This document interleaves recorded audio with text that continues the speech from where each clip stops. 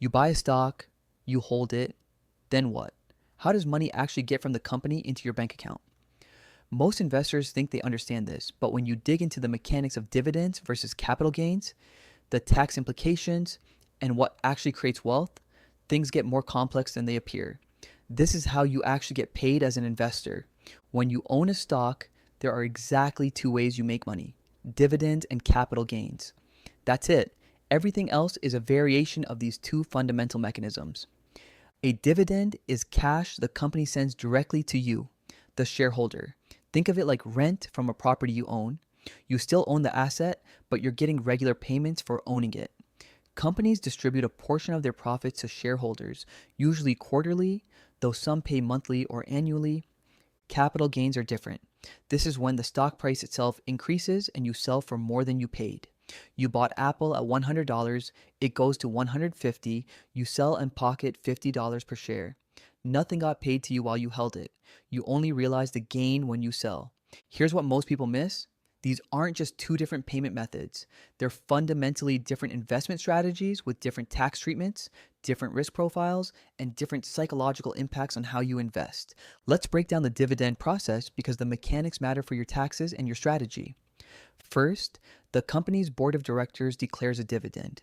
They announce they'll pay, say, 50 cents per share. Then come four critical dates you need to understand. The declaration date is when the company announces the dividend. The ex-dividend date is the cutoff. Buy the stock before this date, you get the dividend. Buy it on or after, you don't. The record date is when the company checks who the official shareholders are. And the payment date is when cash hits your brokerage account. Here's the catch most investors don't see coming. On the ex-dividend date, the stock price drops by roughly the dividend amount. If a stock trades at $100 and pays a $1 dividend, it'll open around $99 on the ex-dividend date. You didn't get free money. The company just moved cash from the business to your pocket, reducing the company's value by that exact amount. Think about it logically. If Apple has $1 billion in cash and distributes it to shareholders, Apple now has $1 billion less in assets. The stock price reflects that. This is why dividend investing isn't automatically better than growth investing. You're not getting extra returns, you're just getting paid in a different form. Capital gains are simpler in concept but have their own complexity. You buy a stock at $50, you sell it at $75, you have a $25 capital gain per share. Multiply that by your number of shares and that's your profit. But here's where it gets interesting. The IRS treats capital gains differently based on how long you held the investment. Hold for 1 year or less, it's a short-term capital gain, taxed as ordinary income at your regular tax rate. Hold for more than 1 year, it's a long-term capital gain, taxed at lower preferential rates. For most investors, long-term capital gains are taxed at 0, 15, or 20%, depending on your income. That's significantly lower than ordinary income tax rates, which can go up to 37%. This creates a massive incentive to hold investments for over a year. A trader flipping stocks every few months could pay double the tax rate of a patient investor holding for the long term. On a $10,000 gain, that's the difference between paying $1,500 and $3,700 in taxes. Now let's talk about dividend taxation because this is where the conventional wisdom about dividend income gets complicated. Qualified dividends, which are dividends from most U.S. corporations held for a specific period, are taxed at the same preferential long-term capital gains rates, 0, 15, or 20% based on income. Non-qualified dividends, also called ordinary dividends, are taxed as ordinary income. These include dividends from REITs, most foreign companies, and stocks held for very short periods. You could pay up to 37% on these. Here's the problem with dividend-focused investing from a tax perspective. You have no control over when you pay taxes. The company sends you a dividend, you owe taxes that year, even if you reinvest it. With capital gains, you control the timing. You only pay taxes when you choose to sell. This matters enormously for long-term wealth building. In a taxable brokerage account, every dividend you receive creates a tax event. A growth stock that doesn't pay dividends lets you defer all taxes until you sell, potentially decades later. That tax deferral compounds in your favor. Inside retirement accounts like 401ks and IRAs, This doesn't matter because you're not taxed until withdrawal anyway. But in regular brokerage accounts, the tax drag from dividends can reduce your long-term returns by 1 to 2% annually. Here's the framework that changes how you think about getting paid as an investor. Total return equals dividends plus capital gains. That's it. Whether you receive 3% in dividends and 4% in price appreciation, or 0% in dividends and 7% in price appreciation, you have a 7% total return either way. And the source of the return doesn't determine the quality of the investment. What matters is the total growth of your wealth over time, after taxes and after inflation.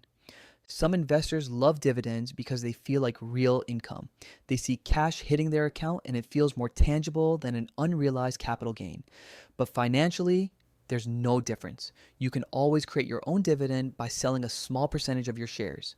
If you own $10,000 in a non-dividend stock and want $500, you sell 5%. You've created the exact same cash flow. The advantage of doing it yourself is control. You decide when to sell, which lots to sell for tax optimization, and how much to take out. You're not locked into whatever distribution schedule the company chooses. If you do invest for dividends, you need to understand sustainability. A dividend is only valuable if the company can afford to keep paying it. Some investors chase high dividend yields without asking whether the company's earnings support that payout. The payout ratio tells you what percentage of earnings the company distributes as dividends. If a company earns $2 per share and pays $1 in dividends, that's a 50% payout ratio, generally sustainable. But if a company earns $1 and pays $2 in dividends, that's a 200% payout ratio, unsustainable. They're paying out more than they earn, which means they're either borrowing money or depleting reserves. That dividend will get cut. Dividend cuts are brutal for investors. The stock price typically drops 10 to 30% when a dividend is eliminated because dividend-focused investors sell en masse. You lose twice. Your income stream disappears and your principal value crashes. This is why dividend yield alone is a terrible metric. A stock with an 8% yield might look attractive until you realize the company can't sustain it and cuts the dividend in half 6 months later. So how do you actually get paid as an investor? Through dividends, capital gains, or a combination of both, resulting in total return. The best investors don't obsess over the form of their returns. They focus on companies with strong fundamentals, sustainable competitive advantages, and growth potential. They understand the tax implications of their investment accounts, and they build strategies around total return, not just yield or growth in isolation. Whether you get paid through quarterly dividend checks or through selling appreciated shares when you need cash, the goal is the same: growing your wealth over time in the most tax efficient, risk appropriate way possible. That's how you actually get paid. If you found this helpful, the next video covers asset allocation and diversification, how to actually build a portfolio that balances growth and risk. Hit subscribe so you don't miss it. And if you have questions about dividends, capital gains, or anything we covered today, drop them in the comments. I read every single one. See you in the next video.